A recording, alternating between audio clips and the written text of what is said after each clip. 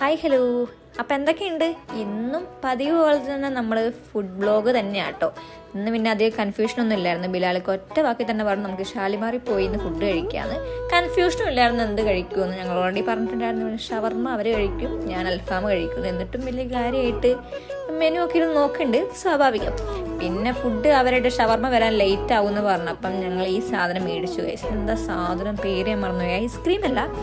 Ice cream പോലെ ഇരിക്കുന്ന എന്തോ ഒരു സാധനം, എന്താണെന്ന് എനിക്ക് അറിഞ്ഞുകൂടാ.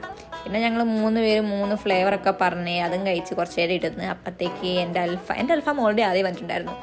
അപ്പോൾ അൽഫാം ഞാനിങ്ങനെ കഴിക്കാനൊക്കെ തുടങ്ങി. അവരുടെ ഫുഡ് വരാൻ വേണ്ടി ഞാൻ വെയിറ്റ് ചെയ്തൊന്നുമില്ല.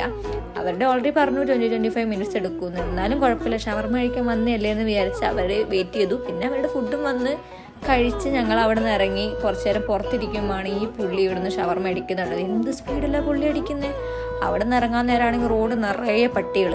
പിന്നെ അവിടെ ഞങ്ങളിങ്ങനെ കറങ്ങി തിരിയാനും നിന്നില്ല. ഞങ്ങൾ നേരെ റൂമിലേക്ക് വന്നു. സംഗീതത്തിനുള്ള ഫുഡ് മേടിക്കാനുണ്ടായിരുന്നു, അത് മേടിച്ച് നേരെ റൂമിലേക്ക് പോയി. ഇന്നത്തെ ഉണ്ടായിരുന്നുള്ളൂ. Okay, by.